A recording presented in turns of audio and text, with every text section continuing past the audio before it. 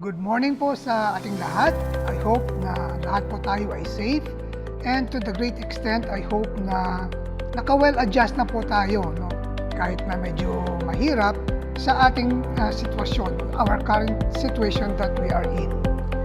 So, ang tagal na po natin hindi nagkikita, but praise God, dahil in spite of the limitations and the restrictions, ay nakakaroon pa rin tayong chance na magkita-kita virtually nga lang, no? Sa FB, sa Messenger, sa Zoom.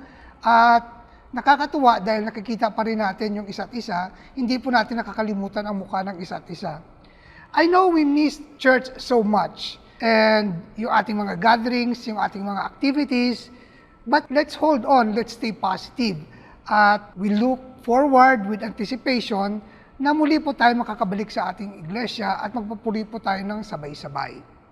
Hindi ko po alam kung ano po yung ating pinagkaabalahan during this time of pandemic. I'm sure na lahat po tayo has a lot of time to spare kasi marami po sa atin are working from home, marami din po sa atin ang naging part-time workers na lang, although marami na rin ang nagbalik full-time, pero marami po sa atin ay nagkakaroon ng sapat na panahon to do the things na hindi po natin nagagawa before the pandemic.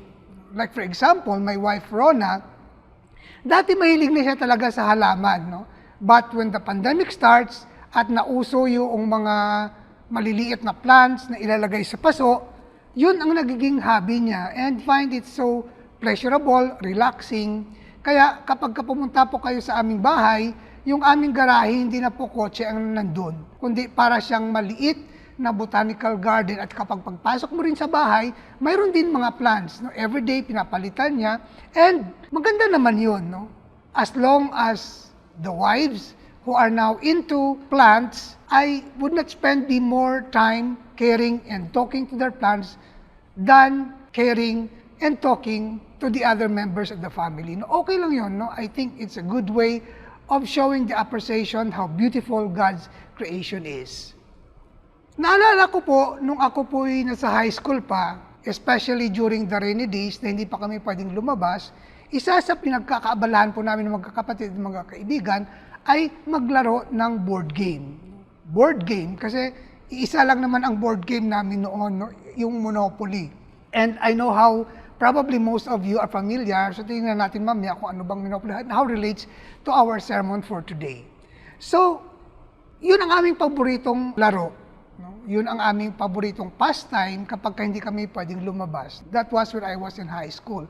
So balikan pa po natin yung medyo mas matagal. Nung elementary ako, yung usong-uso noon sa aming panahon is yung jigsaw puzzle. Siguro lahat po tayo ay familiar sa jigsaw puzzle, but napapansin ko po na sa panahon po natin ngayon, ang mga kabataan ay hindi na masyado naglalaro noon kasi meron na pong mga gadgets na siguro mas madali sa kanya kasi hindi na sila mag-iisip. They don't want to spend much time solving the puzzle. Jigsaw puzzle is a very good way of comparing yung buhay po natin, no? Physical man o spiritual.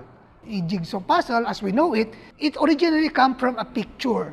At ang picture na yan, which is printed in a hard cardboard at minsan sa mga wood, ay pinaghiwa-hiwalay, no? Cut into various pieces of different shapes, of different colors, at ang gagawin natin ay ipifit sila all together to form a particular image or picture. At kadalasan po yung mga jigsaw puzzle na yan goes along with it yung pattern o yung picture na dapat po nating buuin. When everything is correctly placed, the jigsaw puzzle has a beautiful, seamless quality. Ang ibig sabihin, maganda siya, hindi po natin napapansin yung gaps or spaces in between, at ang bawat bahagi ng jigsaw puzzle fitted together one after the next. Sa aking pagbabasa po, nalaman ko na marami pong mga jigsaw puzzle that are even designed by, masasabi natin, professionals. And isa po sa pinakamalaking na jigsaw puzzle is called Life, the Great Challenge. No? 24,000 pieces po siya at ang nag-design ito ay si Royce B. McClure, a diving and tropical fish enthusiast mula sa pagkabata niya, and she is from New Zealand. So alam po natin na ang pagbuo ng jigsaw puzzle sometimes is not perfect. No? May mga missteps tayong gagawin. Sometimes, we have to redo things, we have to redo the pieces, and many times, to redo everything para ma-perfect po natin ang puzzle, mabubuo po natin yung jigsaw with every piece perfectly placed in its perfect location. So life journey is like a jigsaw puzzle. Yung buhay po natin is also like a jigsaw puzzle. The large pieces nandoon, no? Everything comes in different colors and sizes, all shapes and sizes. And alam po natin, sa ating mga buhay, we also have a picture of what life we wanted to be. Oftentimes, it is a beautiful outcome. Sapagkat alam ko po lahat po tayo wants a beautiful, successful, a worry-free, no, in other words, altogether, a happy life. Pero unlike a jigsaw puzzle na binubuo po natin, life is an ending pursuit, an ending process. No, habang nabubuhay tayo, there are a lot of bits and pieces na dapat binubuo po natin sa ating mga buhay. Unlike jigsaw puzzle, sometimes we struggle in life. We look for the missing pieces at kahit ano pong gagawin po natin, hindi po natin ito makikita. Sometimes people just give up. Sometimes what we do is look for the missing pieces, not within what we have or what has provided to us, but we looked it in the wrong places at hinahanap po natin ito at the wrong people. Sa umaga pong ito, we will be tackling the second topic of our Advent series. If you remember, si Brother Jethro Bugayon, ay preaching niya is about hope. No? Ang sabi niya, which is a very relevant and timely topic, especially that we are about to celebrate Christmas, is hope in hopelessness. No? Mayroong hope sa gitna ng hopelessness na naranasan po natin, hindi lamang ngayon, no?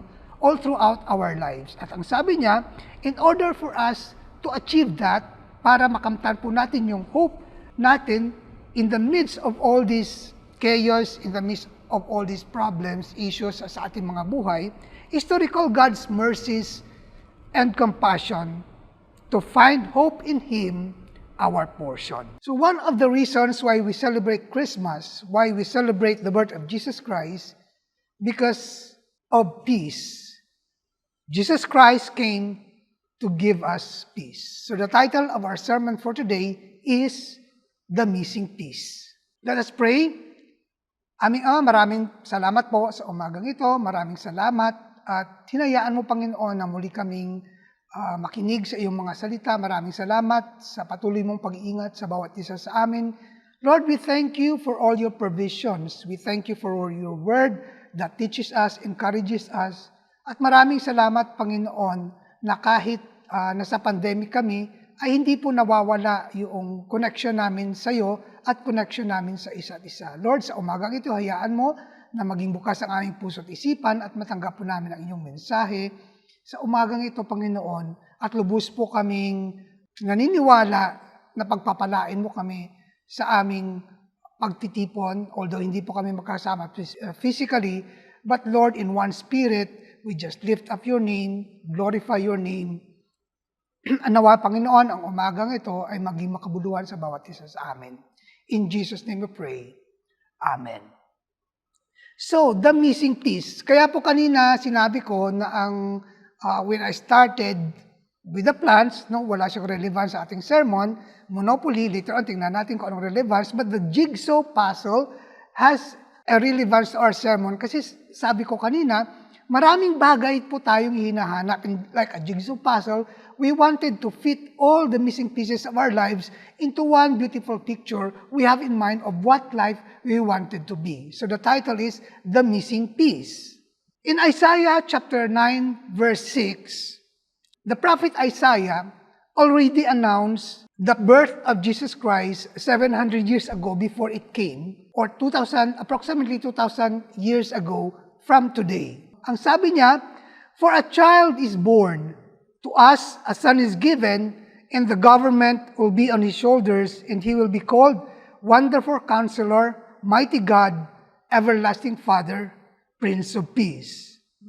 And at the very first Christmas, the angels appeared to the shepherd, saying in Luke 2, verses 14, "Glory to God in the highest, and on peace to those on whom his favor rests." And after Jesus' ministry here on earth, before leaving his disciples, he said in John 14, verse 27, "Peace I leave with you, my peace I give to you, not as the world gives, do I give to you.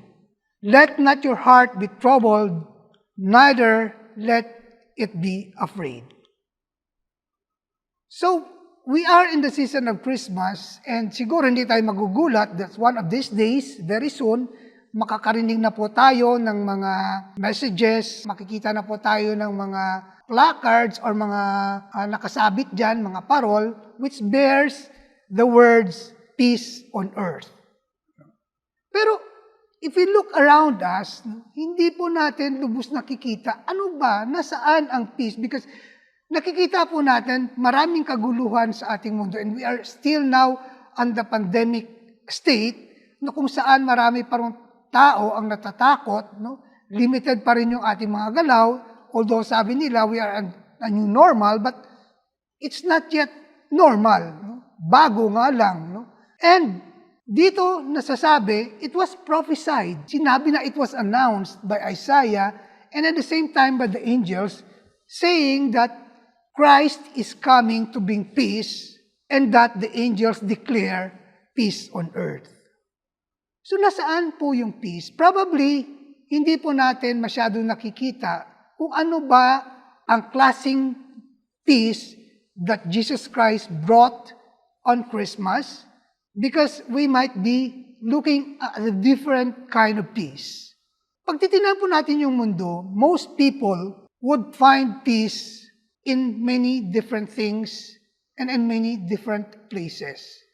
At ang siguro common sa karamihan sa atin, yung mga tao, sabi natin kapag mayaman ako, siguro masyadong peaceful ang buhay ko. I don't have to worry about my bills, lahat ng babayarin, lahat ng gusto ko ay mabibili ko. We think that money can give peace. I am not saying that money is bad. No? Money is good. Pero titingnan po natin at dapat alam natin na ang pera ay hindi makapagbibigay sa atin ng tunay na kapayapaan. Sabi ko nga kanina, isa sa mga nilalaro namin, ang Monopoly, and if you're familiar with Monopoly, it is actually a real estate board game na kung saan yung mga players consisting of 2 to a maximum of 8, magdodraw ng dice yan, meron silang mga pieces na iba-iba, and then ang goal ng laro is to have the opponent financially bankrupt. Ifo-force mo yung kalaban mo na babankrupt siya. May mga play monies, may mga titles, kasi ang board game na ito ay ang kanyang purpose para sa isang tao to be financially stable, no? Financially solvent. No? Sa kapag na-bankrupt ka na, talo ka na. So mayroon dyan magpo-purchase ka ng lot, and kapag yung isang piece, yung kalaban mo ay nag-fall under that lot, magbabayad siya ng rent. Magtatayo ka ng mga hotels and houses para tumaas ang rent. So based on my experience, kadalasan po, because the Monopoly takes sometimes a few hours to finish, madalas hindi kami natatapos. Kasi hindi maiiwasan, mayroon talagang player na nandadaya. No? Because he wanted to win, he wanted to be financially solvent, kaya gagawin niya ang lahat para manalo sa game. So we always end up some sort of fighting. Kasi pag nahuli mo ng dadaraya, ayaw mo na, no? Nandadaya siya.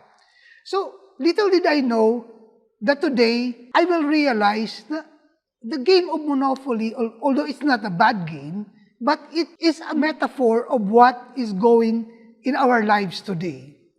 Maraming tao ang naniniwala na kapag marami kang pera, magiging peaceful ang buhay mo. No, kaya lahat ay gagawin para magkakaroon ng pera. We know as Christians, this is not so. Money can never give us that constant, that authentic peace that is usually missing in our lives. Sapagkat marami po mga mayayaman, mga wealthy people, powerful people, would trade everything for just a single moment of peace. Yung iba naman, sabi nila, kapag nag-successful ako, siguro maging peaceful ang buhay ko. Pagka halimbawa, subukan ko na always na mag-isip ng mga positive things, maging payapa ang buhay ko. No? For those who are like experiencing sickness, yung hindi masyadong maganda ang pangangatawan o kalusugan, sabi nila, siguro kapag I am in a state of perfect health or good health, magiging peaceful ang buhay ko. No? But then one day, we realize na nakuha natin yung lahat ng ito, but still, we do not have the peace. The peace is still a missing piece in our pursuit of life's missing things that we need. No? Ito po ang sasabihin ko, at alam ko po na we all agree, at ito po ang gusto kong maalala po natin all throughout this sermon. If the peace of God does not dwell in us, we cannot find it anywhere else. Uulitin ko, if the peace of God does not dwell in us, we cannot find it anywhere else. Siguro, titingnan po natin, ano ba ang definition mo ng peace? Ano ba sa tingin mo ang tunay na kapayapaan?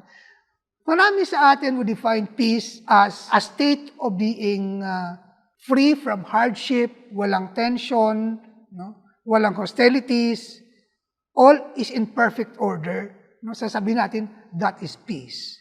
But the Bible would tell us that peace is not the absence of problems, but the presence of God in our lives. Ang ibig ko pong sabihin, kahit we are in the midst of problems, so lahat po ng mga hindi magagandang bagay nararanasan po natin, we can still have peace that will blossom in our hearts because God has promised us and reminds us that even though we walk in the valley of the shadow of death, no, hindi po dapat tayo matakot because God is with us. And only God can give us that real peace. It is the presence of Jesus Christ that enables us to walk with Him in all the bad and unpleasant times that we have to go through in our lives. No. So, ang ibig kong sabihin, kahit mapayapa yung buhay natin, sa tingin natin mapayapa dahil we have everything we want, everything we need, pero if God is not with us, if God is not the center of our lives, there will never be peace.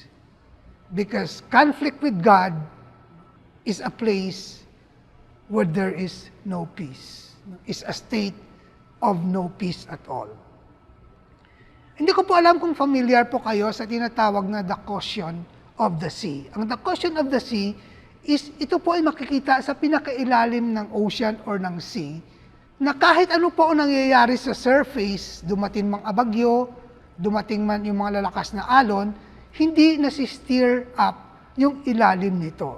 So that is the kind of peace that God is willing to give us and the kind of peace that Jesus Christ is giving us on the first Christmas and up to now. The peace of God that is eternal, which caused us to be calm even in the external disturbances that go through our lives.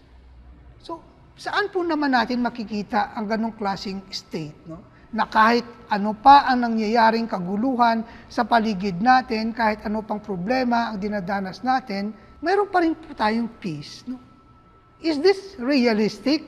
Totoo ba to? Or it's just like a cruel joke or something na parang, hindi naman totoo yun eh. Wala naman talagang real peace. Ang sabi ko kanina, if we talk about peace that the world offers, no, wala pong ganon. But if we talk about the peace of God, na siya pong pinag-ausapan po natin ngayon, it is po possible. Although sasabihin natin na many people are experiencing it, no, kahit na iyon ay many people crave for it, at the same time, many people lack it. Hindi po natin nakikita yung peace na yan. It's always a missing piece in our puzzle of life.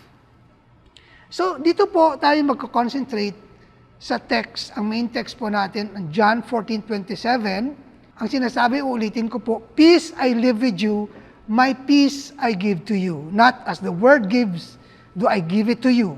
Let not your heart be troubled, neither let it be afraid. So mas maganda po yung nakikita ko sa New Living Translation.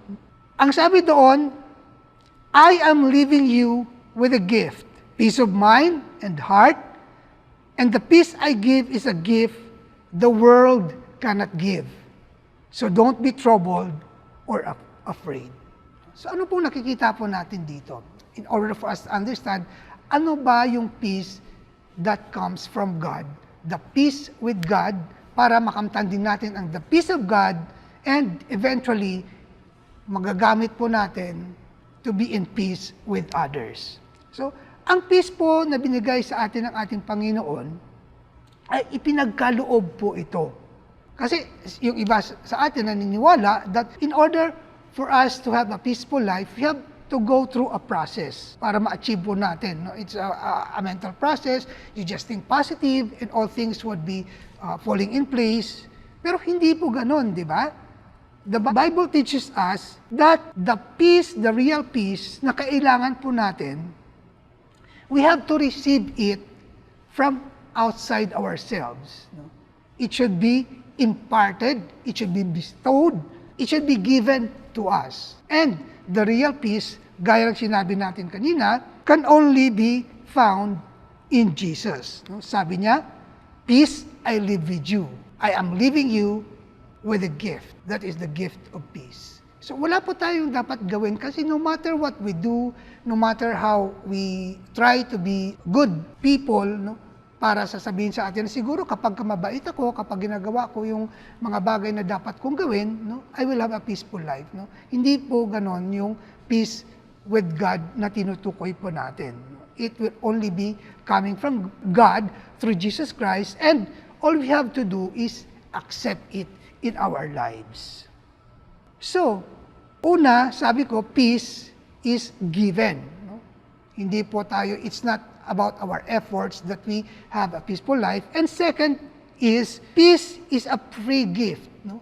Regalo. Sabi ng Panginoon sa kanyang salita, peace I give to you. My peace I give unto you. It's a gift. It's a gift from God.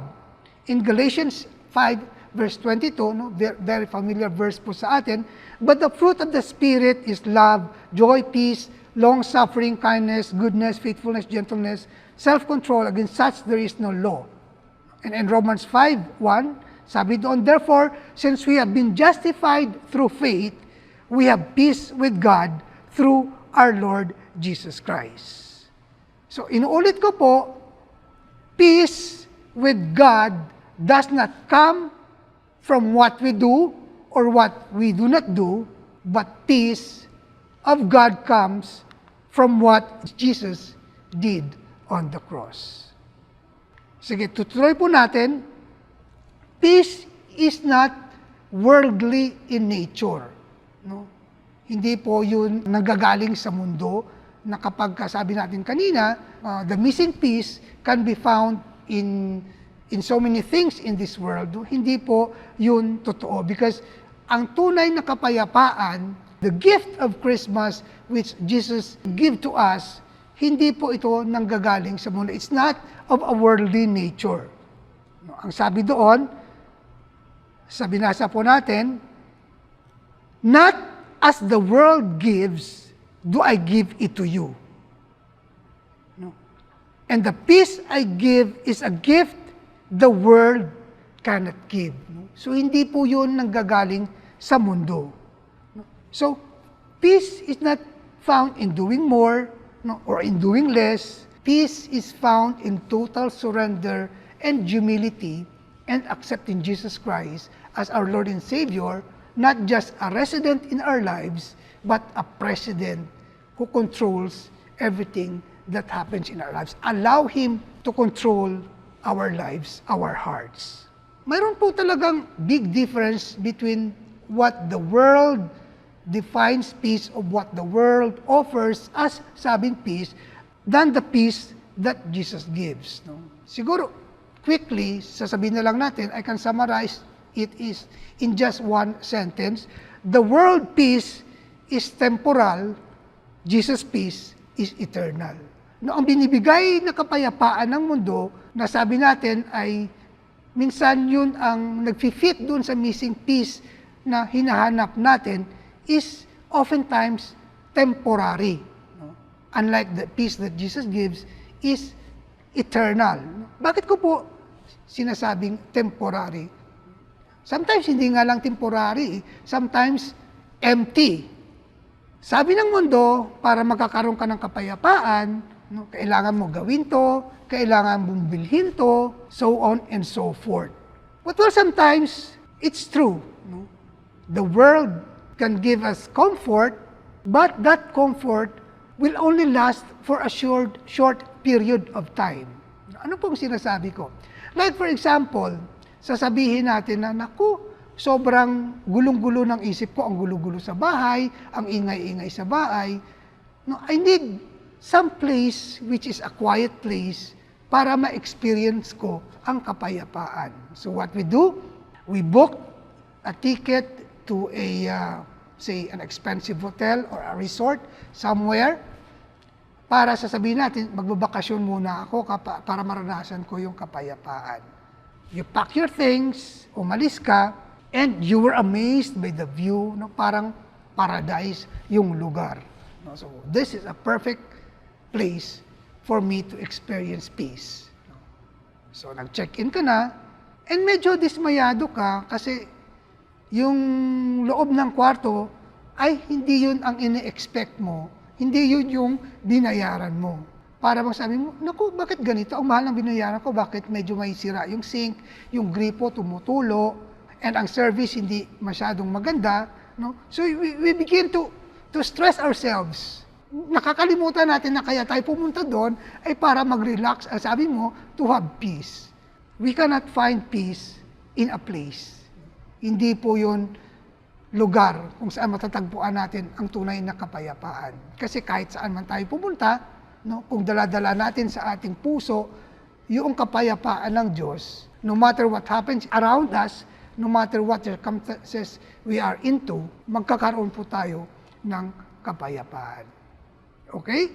So like for example, medyo worried ka, na-stress ka, medyo namumroblema ka, kasi medyo sobra ka sa weight. No? Hindi ko sinasabing mataba ka, no? Sobra lang sa weight. So, ang ginawa mo, because the world offers you, ito yung gagawin mo para mawala yung anxiety mo, ito yung inumin mo. No? It's effective. Maglo-lose weight ka in a short period of time. So, ikaw naman, bumili ka, no? Without knowing na yung ininom mo does not include actually like an effect na kapag ininom mo to, magkakaroon ka rin ng disiplina na mag-exercise ka at kumain ka ng tama, no? A balanced diet para ma-supplement yung ininom mo. No? So, wala yung ganon. No? So, sometimes, the promise of losing weight, no, is not totally a lie, no, but it's an empty promise. No? And one day you find out na after 3 weeks, dahil hindi ka naman nag-exercise, hindi ka naman kumain ng tama, no, sapagkat confident ka na yung ininom mo will make you lose weight, no, naging mataba ka pa kaysa sa dati, no, after 3 weeks na tinake mo yung medicine. So, ang sinasabi natin, ang binibigay ng mundo is just temporary. No? Na kapag halimbawa nagkakaroon ng conflict, no? kung mga tao ay gutom, yung kapayapaan na sabi ng mundo ay pwede niyang ibigay ay nawawala. No? Kapag ang circumstances around us turn ugly, nawawala din ang kapayapaan. But God's peace, ang sabi ko kanina, is eternal.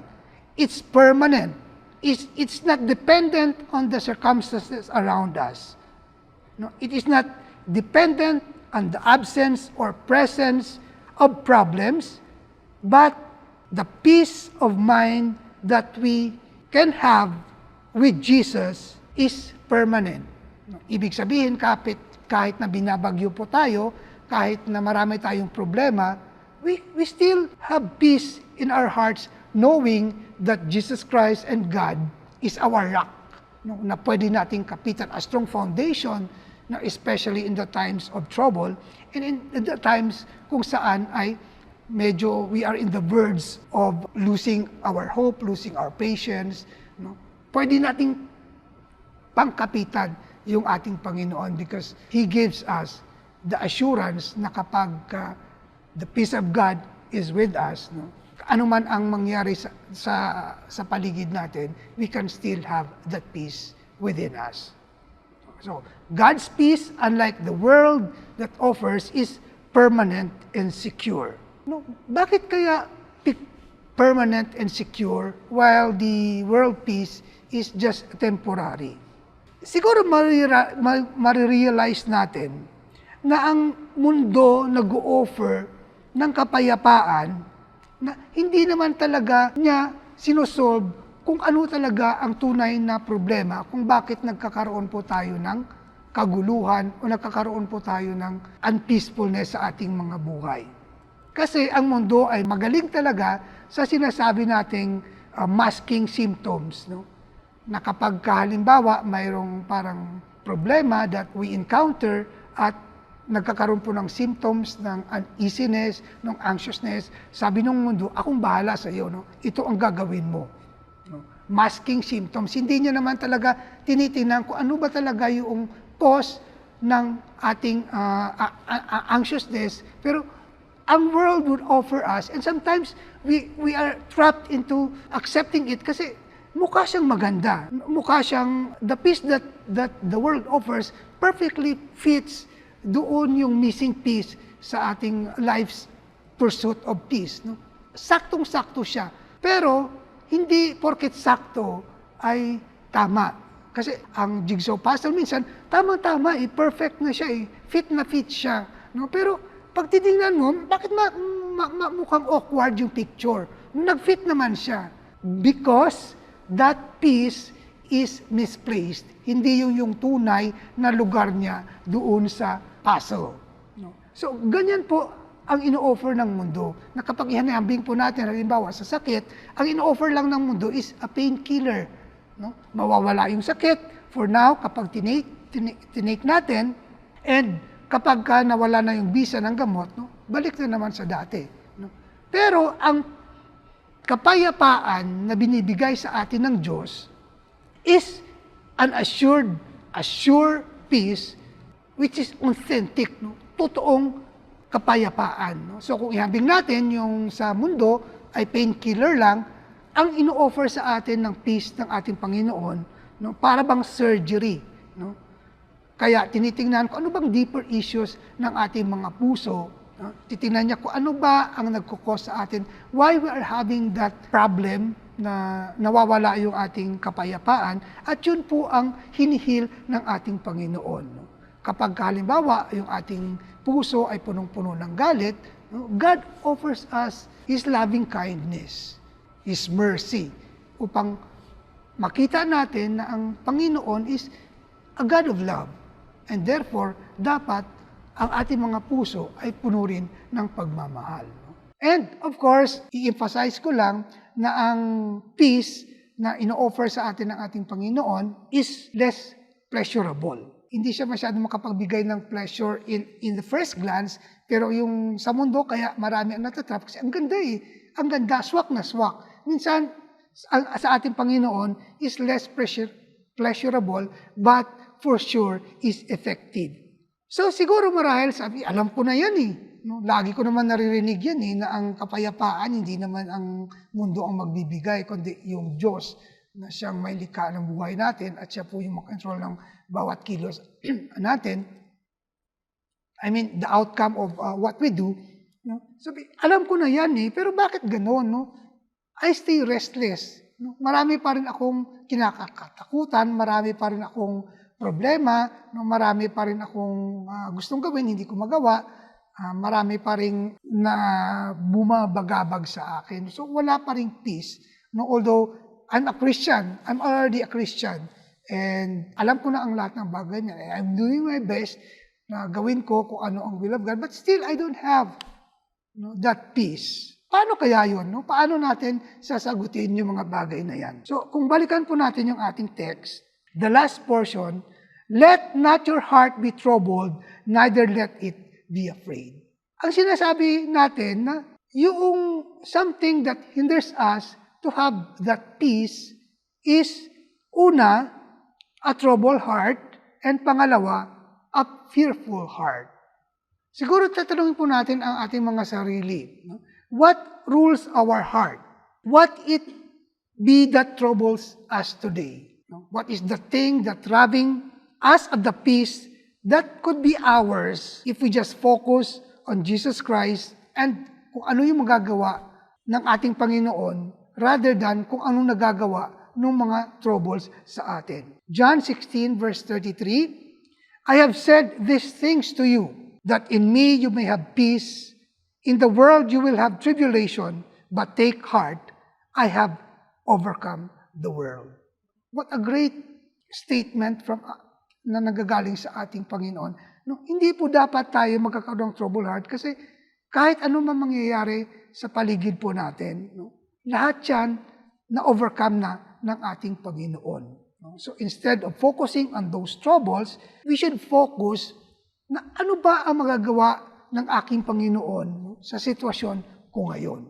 And we will always have the answer and it's always the best for us. A troubled heart, no, tatagon din natin ang ating mga sarili. What rules our heart? Are we having a peaceful heart or a fearful heart? Maganda po, may nabasa po ako na quotation. Ang sabi niya, God doesn't always still the storm, but He can calm the sailor. Pag sinasabi natin that Jesus Christ is the Prince of Peace, that Christmas is the gift of peace, hindi nangangahulugan na mawala po yung mga storms natin sa buhay. But what God does is sa gitna ng mga storms na iyan, He can calm us. Siya ang mabibigay sa atin ng kapayapaan. Hindi niya tatanggalin yung mga adversities na yan. What He will do is to walk with us if we allow Him to walk with us in those troubled times. Siguro tatanungin po natin ang ating mga sarili. No? Kapag lagi tayo natatakot, parang lagi tayong puso natin nababalot ng takot, no? Not necessarily in these times of pandemic.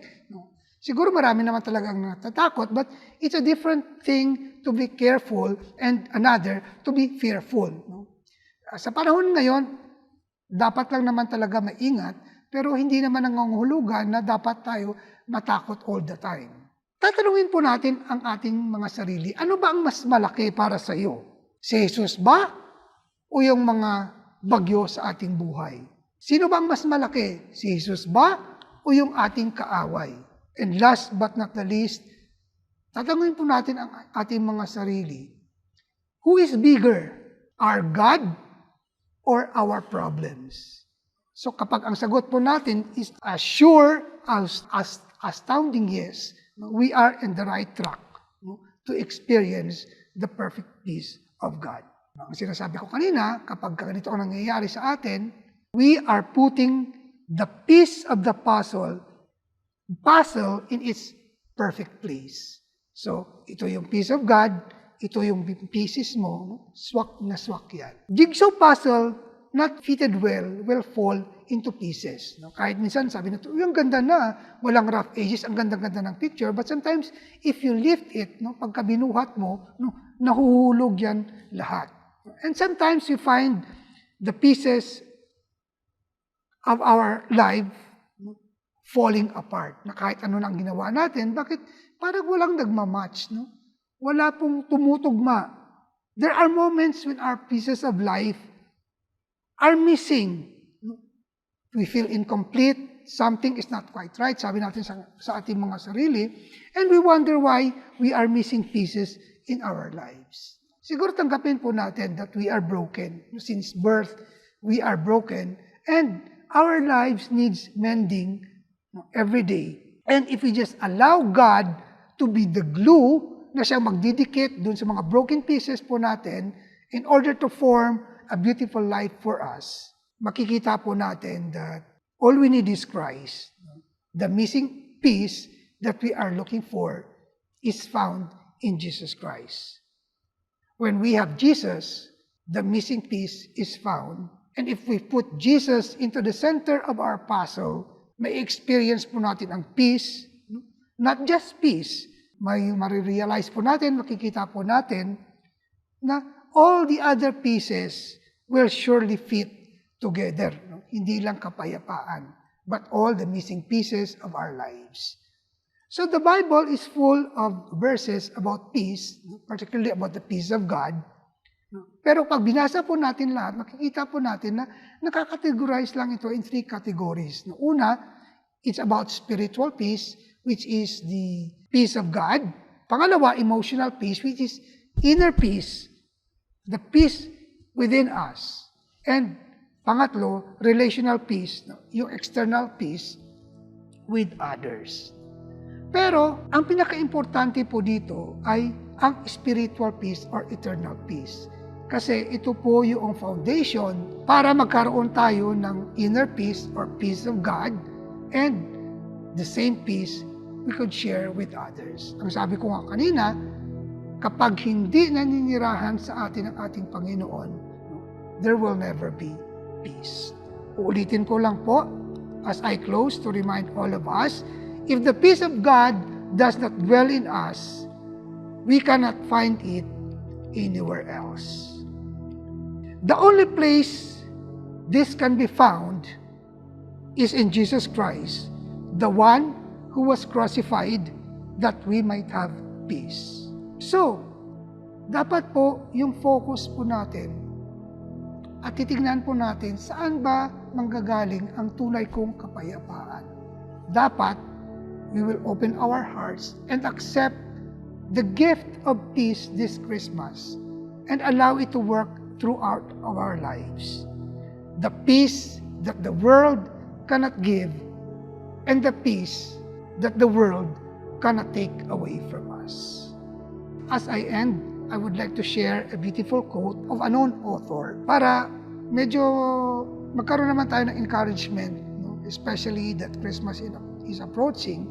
But this quotation is actually applicable through all seasons of our lives. So, before I go, and before we close in prayer, allow me to read it to you. May every sunrise bring you hope. May every sunset bring you peace. Amen. Aming Ama, maraming salamat po sa mensahe mo. Maraming salamat, Panginoon, for the assurance na kahit dumanas man kami ng mga problema sa aming mga buhay, marami man kami, Panginoon, na mga bagay na hinahanap po namin.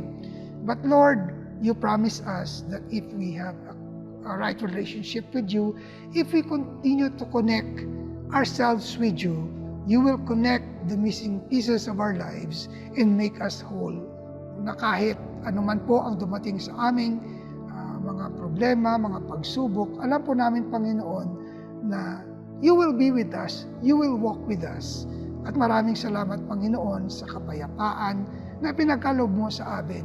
Sa panahon, Panginoon, na nagkakaroon kami ng agam-agam, nagkakaroon po kami ng duda kung talaga bang hindi ka natutulog para sa amin, Panginoon. Lord, as we celebrate Christmas, as we welcome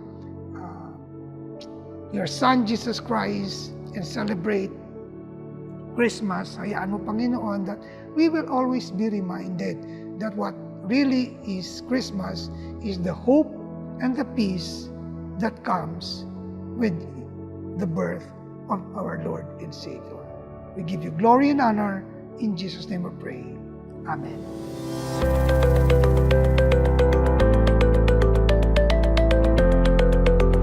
Hi, Winalabang. This is Dr. Joanne. Thank you for being here with us to listen to the Word of God. I believe that the Lord has been faithful in sustaining us in this time of pandemic. So if you want to give and worship the Lord through our tithes and offering, you may deposit or transfer to our church accounts. Here are the bank details. And to those who cannot do online banking, our church office is open every Tuesdays and Fridays from 9 o'clock in the morning till 12 o'clock in the afternoon. Our staff will be here, gladly accommodating everyone. Ngayon po na tayo ay nasa general community quarantine na, mas lalo po nating pag-igtingin ang pananalangin para sa ating pamilya, sa ating bansa at ibang bansang apektado ng COVID-19. Let's be vigilant and always practice the following. 1. Stay at home. 2. Do social distancing. 3. Always use your mask, especially when you go out of your homes. And 4. Always tune in to your local government announcements and guidelines. As a family, please stay connected to our social media accounts for further updates, health and safety tips, and teasers for the next preachings. For us, church is more than just Sunday service. We value our community. Kaya nga po kung mayroon kayong mga katanungan, maaari po kayong magmensahe o tumawag sa I hope that you feel God's love stronger today than ever before. Again, this is Dr. Joanne, and I'll catch up with you again next week, 10 o'clock in the morning. Stay safe and God bless Winalabang.